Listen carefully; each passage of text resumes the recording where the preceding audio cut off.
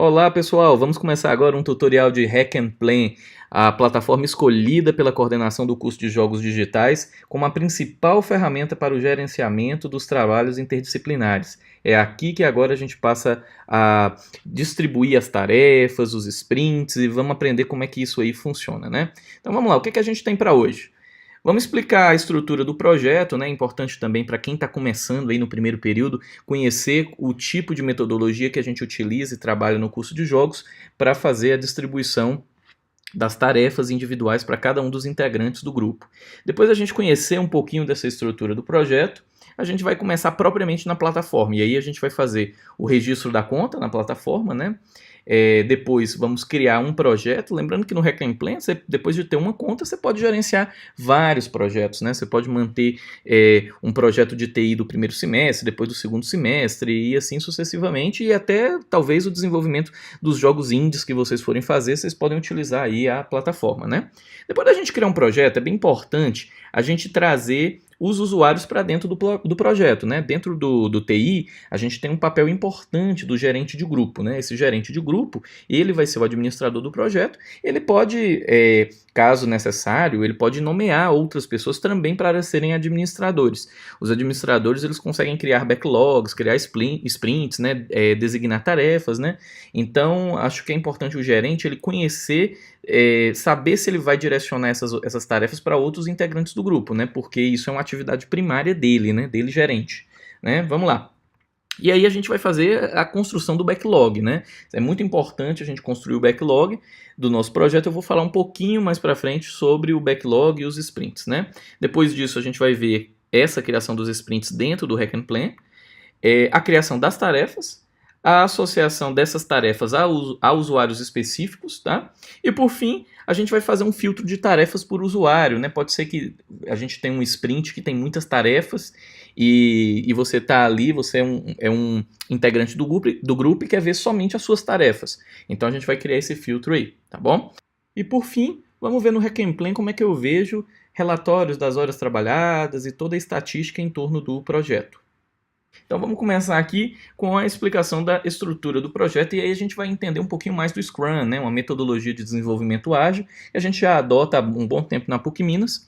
Então vamos falar aqui rapidinho das instâncias que a gente tem e o que é que vai ter em cada coisa aqui. Isso é bem importante para o pessoal de primeiro período começar a se familiarizar com a distribuição das tarefas do trabalho interdisciplinar. Então vamos começar aqui pela esquerda aqui, a gente tem o Product Backlog, né? O que é isso aí, né? O que que compõe, como é que a gente vai distribuir o nosso backlog. E lá no Hack and Plan a gente tem exatamente uma área para distribuir isso aí. Nosso backlog é fácil, são os principais artefatos do nosso projeto, né? São os concepts, referências, que isso é importante antes de criar o jogo, né? As modelagens de personagens, de objetos, as animações, a programação das mecânicas, as configurações dos motores, a criação da IA, tudo isso aí, todas as tarefas desde o início da produção do jogo até o produto final, né? E olha só, quando eu digo produto final, a gente vai ter tarefas pós-desenvolvimento dos jogos que tem que estar aqui dentro do backlog, que são, por exemplo, a produção da página do Facebook, os materiais de comunicação, a identidade visual, um site, tudo isso aí faz parte do backlog do jogo, tá? Obviamente a gente tem tarefas muito relacionadas à construção do jogo, né? Do level, do motor, da programação, da arte, mas a gente tem várias outras tarefas, né? Como talvez construção do GDD, preenchimento dos documentos que a coordenação de curso ela pede para vocês. Então, tenham em mente que quando vocês forem distribuir esses artefatos dentro do backlog, vocês devem contemplar todo o esforço humano que vocês vão ter para produzir tudo. Então não é só o jogo, eu tenho os documentos lá da disciplina de fundamentos, da disciplina de roteiros, vou ter também mais para frente os documentos das disciplinas de análise, engenharia de software, gerência de projetos, vou ter também alguns requisitos, isso mais para o terceiro, quarto, que começa a ter página do Facebook, um vídeo, trailer, isso, e olha só, e esses artefatos que eu estou falando, eles não são core do desenvolvimento do jogo, né? Mas eles estão ali distribuídos porque eles vão precisar de esforço humano para serem construídos, tá? Então lembra de colocar ele lá. Depois da gente ter toda essa estrutura do backlog, né? Nossa, o backlog vai ficar gigante, né? Um jogo geralmente ele não tem um backlog pequeno, né? Então, se o seu backlog ficar pequenininho, já pode ter certeza que você esqueceu etapas aí, né?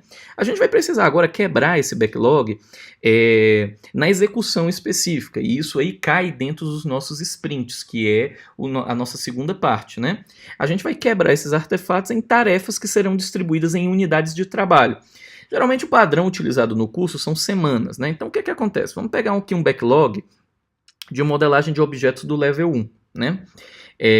Vamos supor que no level 1 a gente vai ter 300 objetos, né? E a gente precisa quebrar isso aí nas tarefas que as pessoas vão executar, tá certo? E aí depois distribuir em quantas semanas isso vai ser feito, tá?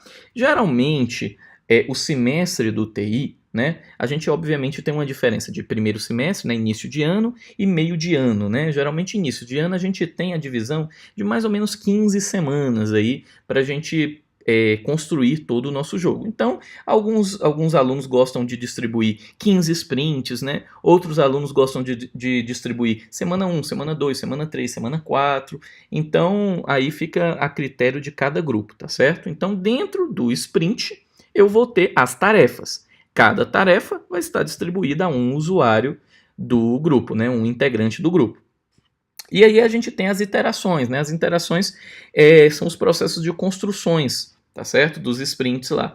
É importante, e aí eu ressalto aqui, que o gerente do grupo ele tenha um acompanhamento diário das tarefas que estão sendo executadas pelos integrantes, né? Para que evite algumas surpresinhas, né? Que a gente pode ter.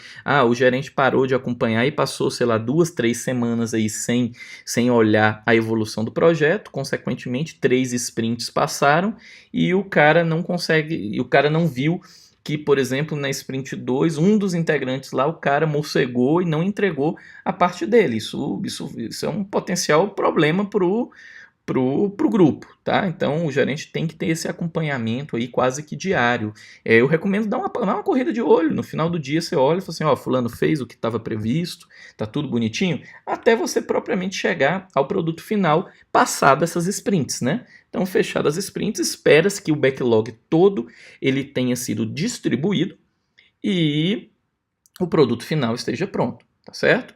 Então pronto, dessa parte inicial a gente já explicou a estrutura de como a coisa vai estar dividida, agora a gente vai conhecer a plataforma do Hack and Plan, tá? A plataforma pode ser acessada por esse site aqui, tá certo? hackandplan.com, tá? Vamos agora para a parte da plataforma e a gente vai conhecer melhor a primeira parte lá, que é a criação do nosso projeto lá. Quando a gente chegar no site aqui, a gente tem duas opções, né? Ou fazer o login, se você já tem uma conta, ou então registrar a conta free, tá? É importante, olha só, a gente observa duas coisas importantes aqui no registro, que é o seu nome de usuário e o seu e-mail. Por que o e-mail? Porque o que acontece? Se o seu gerente de grupo for criar uma conta no Hack and Plan, e aí depois ele vai precisar adicionar ao projeto todos os componentes do grupo que vão trabalhar no projeto.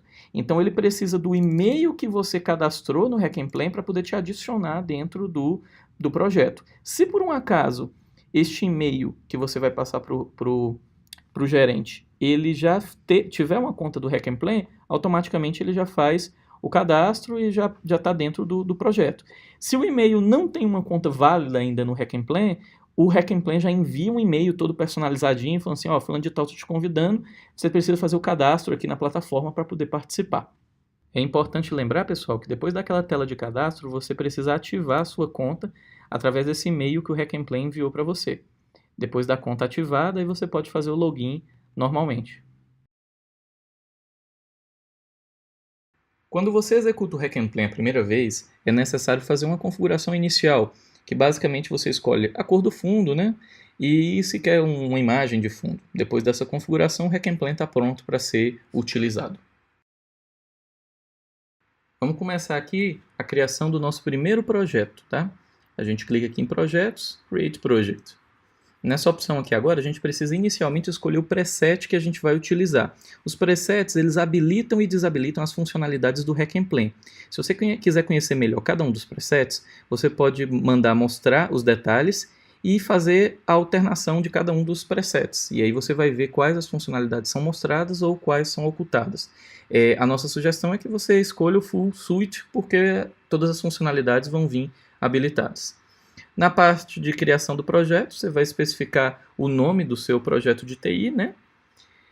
Depois de especificar o nome, é importante colocar também uma descrição detalhada do projeto, tá?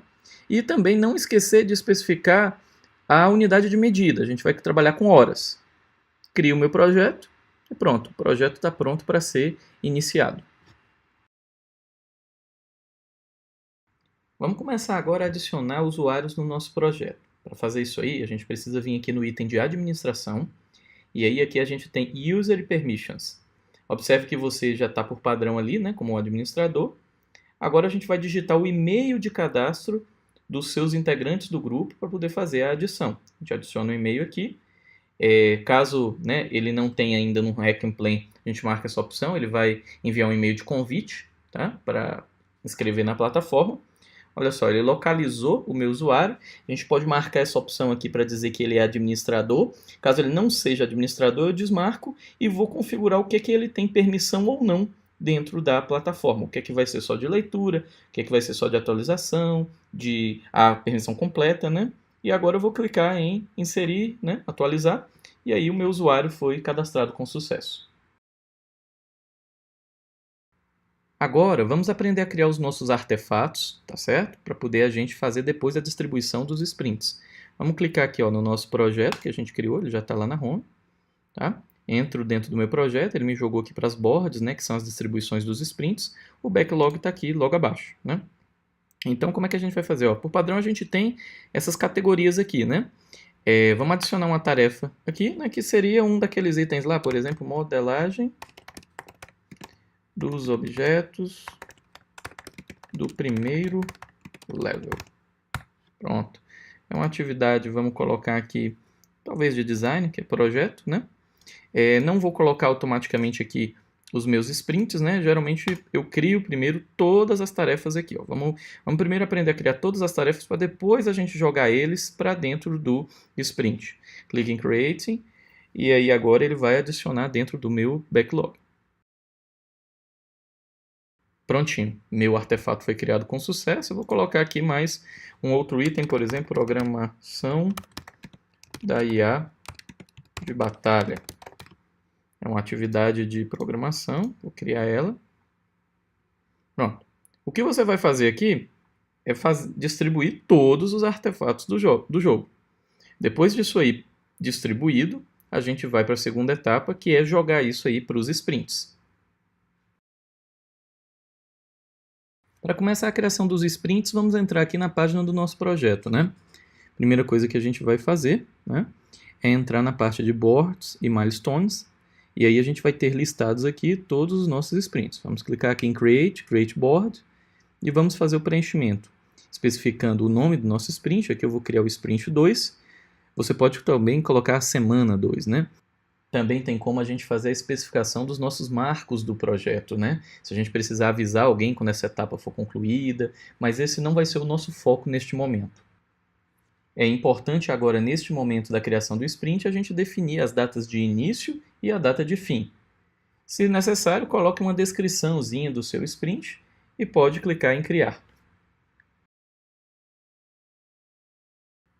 Para a criação das nossas tarefas, nos meus boards, né, que são os meus sprints, né, eu tenho duas opções. Eu posso mandar elas do backlog ou posso ir lá no board e criar uma tarefa específica. Vamos começar aqui vendo a primeira forma, que é mandando do meu backlog. Eu entro no meu backlog, tenho aquelas tarefas que foram criadas, eu vou clicar na tarefa que eu quero enviar para um sprint, tá? Vou enviar aqui para um board, olha só, send to board, vou especificar aqui aquele sprint 2, tá certo? Seleciono ele aqui e prontinho, ela foi enviada para lá. Veja que ela já nem está mais aqui no meu backlog. Se eu for aqui no meu sprint 2, eu tenho aqui a modelagem de objetos do meu primeiro level inserida com sucesso.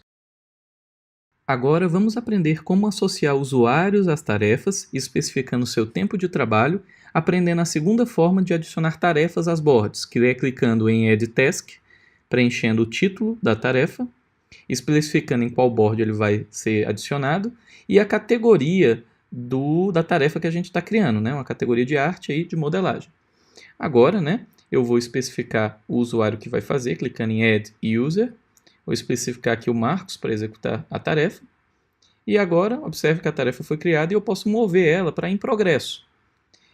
Lembre-se de que eu posso adicionar horas de trabalho. Vamos supor que em progresso eu já trabalhei 2 horas nessa tarefa. Então, vou adicionar 2 horas aqui e vou dizer que o custo total estimado para essa tarefa vai ser uma tarefa de 10 horas. Tá? Observe que agora eu posso ir movendo, tá? Até ela se tornar completada. Quando ela for completada, eu digo quantas horas eu trabalhei nela. 8 horas. Observe que vai se somar as 2 horas iniciais que eu já tinha estabelecido e as 8 horas de quando ela foi completada, completando as 10 horas estimadas para a execução da tarefa. É possível também personalizar no Hack and Plan as categorias que são mostradas para a criação das tarefas. Posso clicar na opção Customize, vai abrir as categorias que vêm por padrão, e eu posso clicar aqui em adicionar uma nova categoria, preencher o nome dessa categoria, e agora eu posso criar tarefas que utilizem essa categoria. Por exemplo, de HUD, agora que eu criei, posso criar uma nova tarefa, por exemplo, programação da HUD, e agora eu posso especificar essa categoria.